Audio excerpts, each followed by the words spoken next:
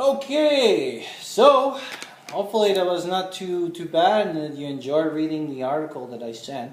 It's an awesome article. They talk a little bit more about stuff, and we're going to talk a little bit about some of the concept of this thing. Breathing.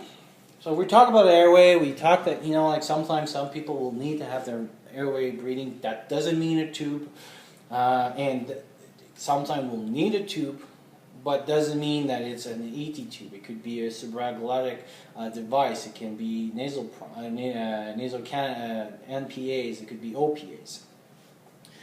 The other thing too, around when we attack the breathing problem, is a lot of people sometimes confuse two things: oxygenation and ventilation. And it's in my head, I like things to be like kind of algorithmic kind of stuff, and I like it to approach it this way, and I'll tell you why. So let's go with that. So oxygenation and ventilation. So get someone coming. Let's say here, two patients come. One is 20-year-old. Both are 40-year-old. One's been coughing green stuff since for 4 days. Fever, chills, coughing, very wet cough. SAT, because everybody loves a SAT. We'll talk about that. Just put that up a little bit more now. And we'll come back to it. There we go. So SAT of, there we go. Let's make it bad. 90%. So patient A, 90%, he's coughing 4 or 5 days, and both the patients that we'll see are 40-year-olds and stuff. Patient B thought that it would be cool to play with his nephew and stuff, went to a party, not sure what he took, but breathing 4 a minute. And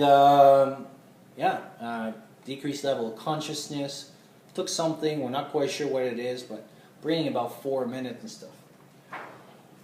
Both has a SAT of 90%. So they have low SATs. Which one would you give oxygen? And probably I already hear that both of them you would give oxygen. Both SAT goes up. Let's say this one up to 90.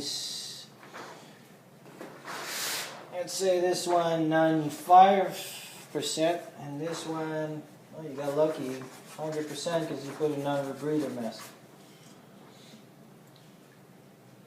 Which one have you helped, and which one didn't you help? Because there's a patient there that you didn't do exactly what he needed. And hopefully, most of you are starting to notice that in B there's missing something. What is it missing? And that's where we're going to go back to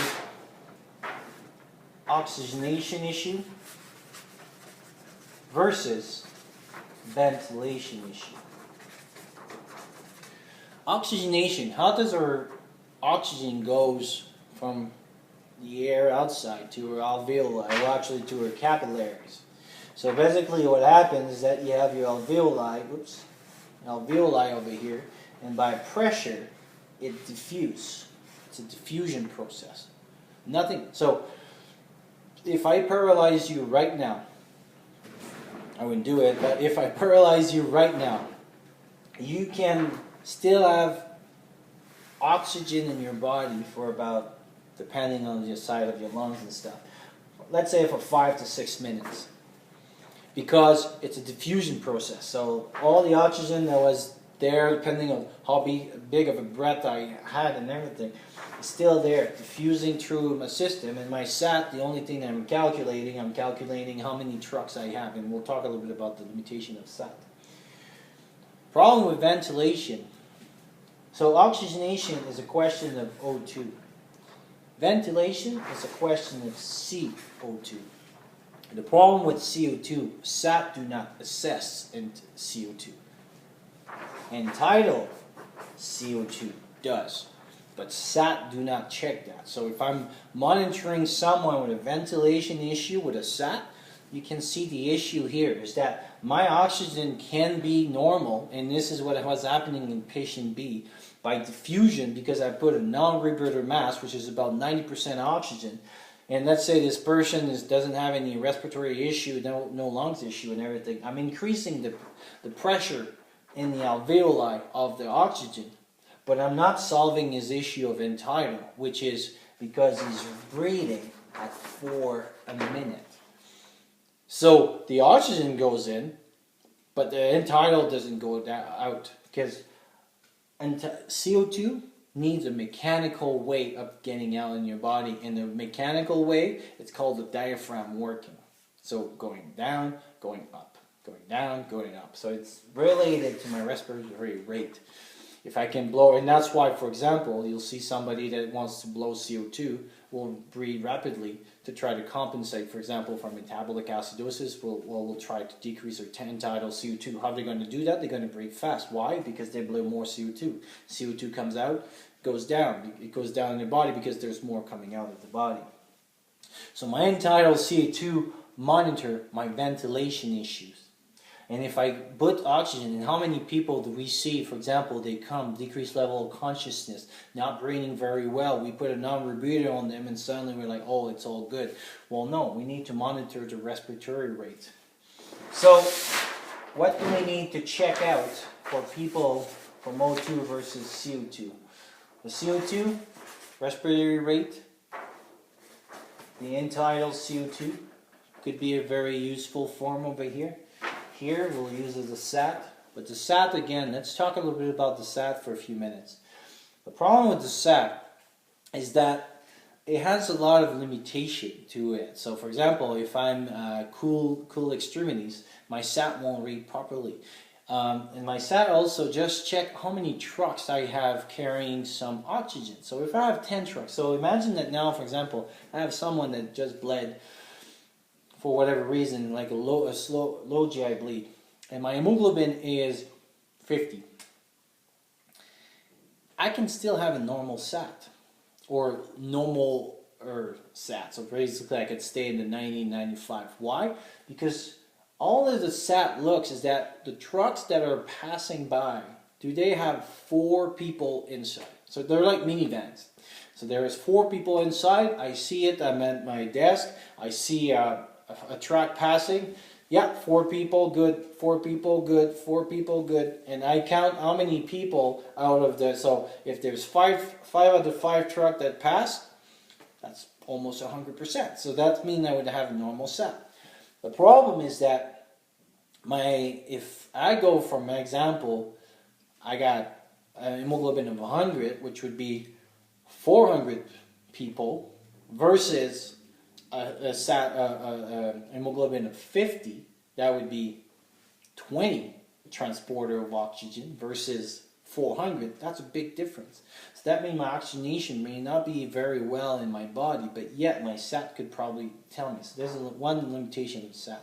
As well as the SAT has another limitation is that what they call the SAT lag. And one of the articles that I showed in the other one was explaining it. Basically, up to 30 seconds in a normal person, you can have the SAT kind of talking like this.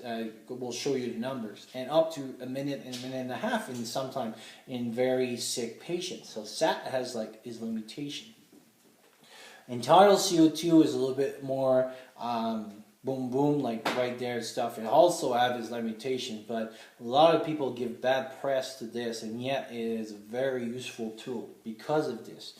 We can monitor the CO2. So for example, if I have an asthmatic, I don't really care so much about their SAT. I want to know that their CO2 is raising. The number is not accurate, I will give you that, because a lot of time the entitled CO2 is not great.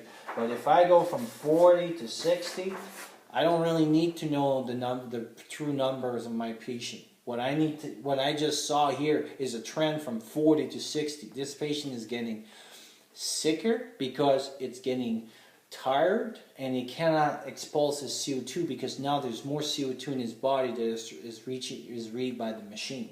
So that's why the trend of the end-tidal CO2 is as good as the number. I don't care about the number so much as the trend about it. Just like blood pressure, it's not one number doesn't tell me much. It's about the trend. If my pressure is going up or my pressure is going down, it tells me something. But the pressure itself, one number, doesn't mean much.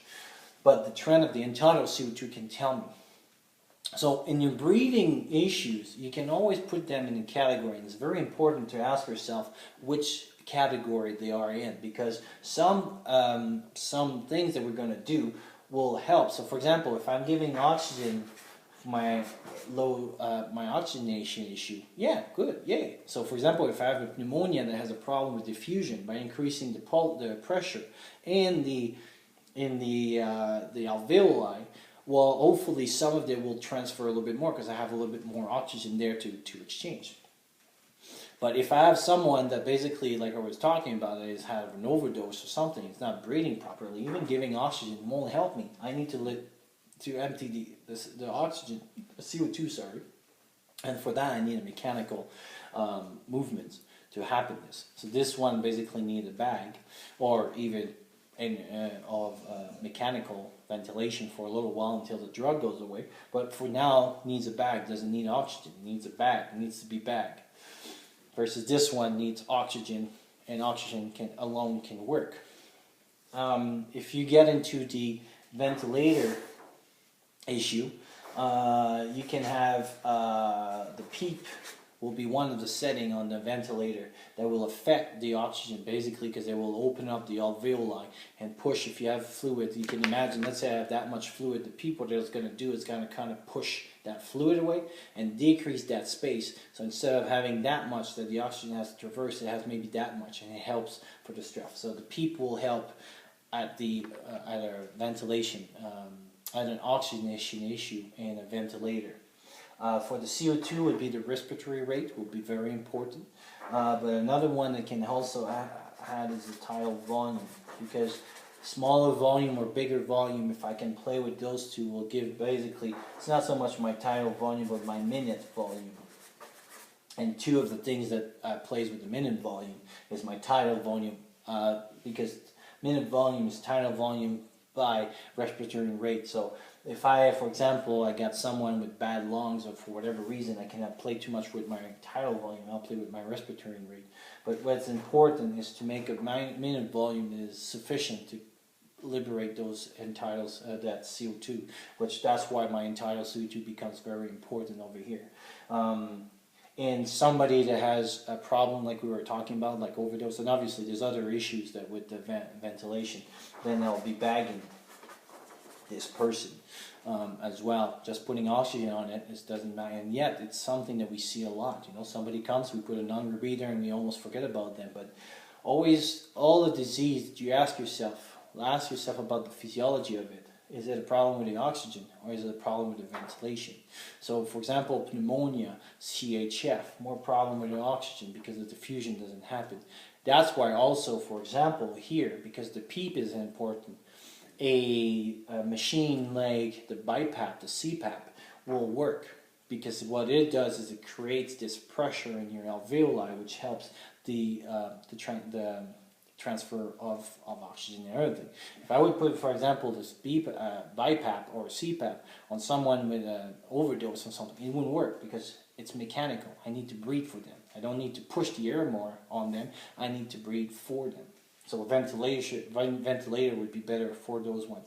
But also asthmatic are kind of in this category initially, and then kind of go slowly to an oxygen issue because of their narrowing of their stuff. But mostly they're trying to get their CO2, and that's why it's a great, if you see their trend going up, then you kind of know that they have issues with this. So asthmatic is kind of like, that's why the literature is like, on the use of BiPAP machine and CPAP. For COPD, CHF, it's there, yes, use it, but for asthmatic, they're like, not so much. Anyway, I hope that this helped a little bit, and that I was not babbling too much. If you have any question, don't hesitate to send me a message or text, and I put a link that I already sent on exercise for doing this, and we can go back to each patient if you want to.